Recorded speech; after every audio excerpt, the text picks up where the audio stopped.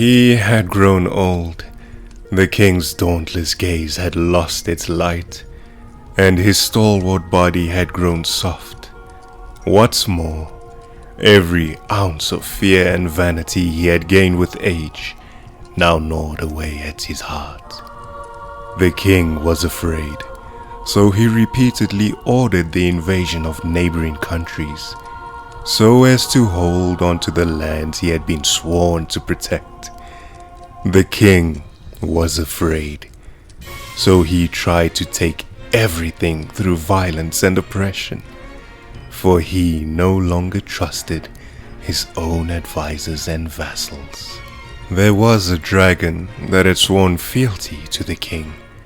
This wingless creature would do anything the king commanded, for he had been saved by the king once, and sworn to repay his debt with his very soul, even if the king's orders were folly and madness.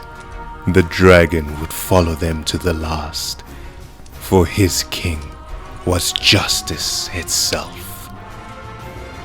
One day, the dragon requested an audience with the king. He was covered in blood from his last victim, the king's own son, who the regent had ordered the dragon to assassinate. The bloody dragon hung his head low and said, "I cannot defy your orders, O king, but neither can I obey them any longer. I beg of you, kill me and grant me release." This is a tale of a foolish king and a wingless dragon in a nation that fell centuries ago. Even now, the wind blows ceaselessly across the grasslands.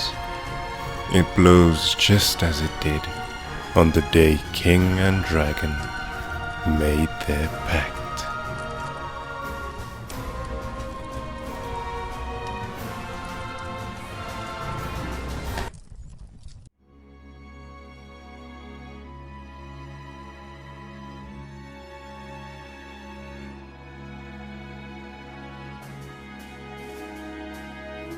The king grew old. His piercing eyes lost their light, and his formidable body had suffered regression. The vanity and fear he gathered upon himself throughout the years devoured his heart in their ugliness. The king was afraid, so to prevent himself from losing the borders under his protection, he repeatedly invaded the surrounding countries. The king was afraid. He could not bring himself to trust in his people's voices or his advisors' words, so he tried to take everything with violence and tyranny. There was one dragon that was loyal to the king. The wingless dragon followed every word the king said. It was once saved by the king and swore to repay his kindness with its soul, even if they were foolish acts that it can't stand to overlook. It would follow along if the king ordered. For the dragon, the king was justice itself. One day, the dragon appeared before the king, covered in blood spilled from the young prince when he was murdered. The one who gave the order was none other than his own father, the king. The dragon pleaded with the king. "I cannot defy your commands, but I cannot follow them anymore. Kill me," the dragon said, and lowered his head tiredly. That's an old story. The story of a foolish king. His country that had come to ruins hundreds of years ago, and a wingless dragon. Even today, wind rushes through the plains. The same wind that blows on the day the king and the dragon exchanged vows.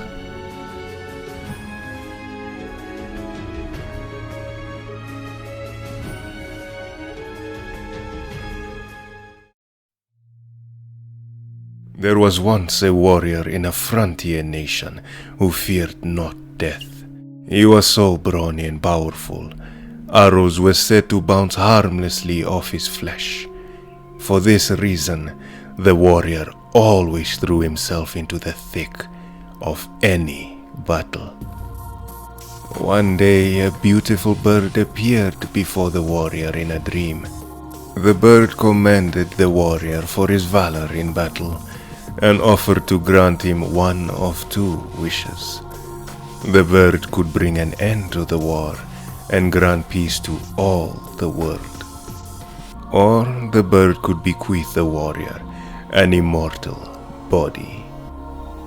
The warrior chose immortality. From that day forth, the warrior's exploits were nothing short of astonishing. He mowed down foes in uncountable numbers. No amount of arrows or swords or axes could slow his march. The king showered him with titles and gifts, and for a time, it seemed the warrior's days of stunning glory would continue until the end of time. But conflict did not cease. Eventually, the warrior's frontier nation was invaded so often that the flames of war left the entire country in ruins.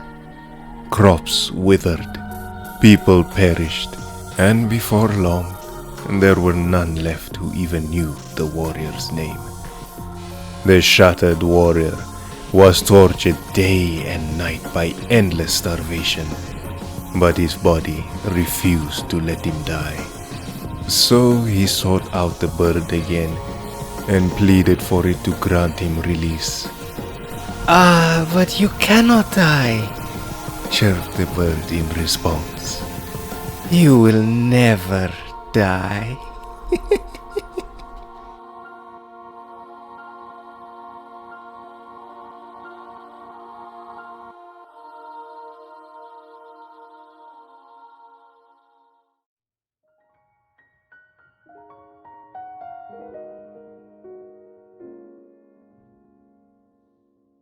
In a country near the border, there was a warrior who did not fear death. His formidable body was so sturdy that even arrows could not seem to pierce him. Because of that, the warrior constantly threw himself into the midst of the battlefield. Once, a beautiful bird appeared in the warrior's dreams. The bird praised the brave and fierce warrior and whispered to him that it could fulfill one of two wishes: end the war and make the world into a peaceful one, or for him to attain immortality. The warrior chose immortality. Ever since then, the warrior in battle became a sight to behold.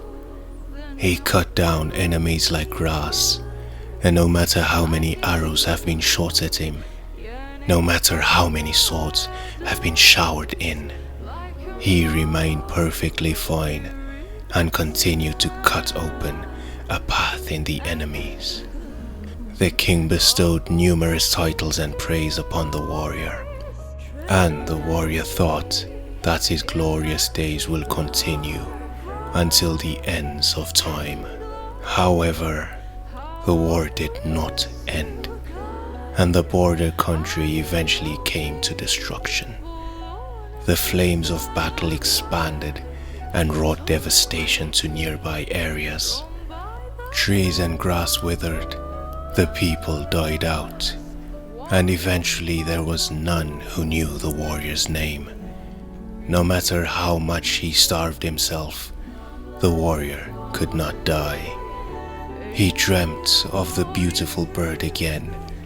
He begged to die, but the bird answered that he couldn't.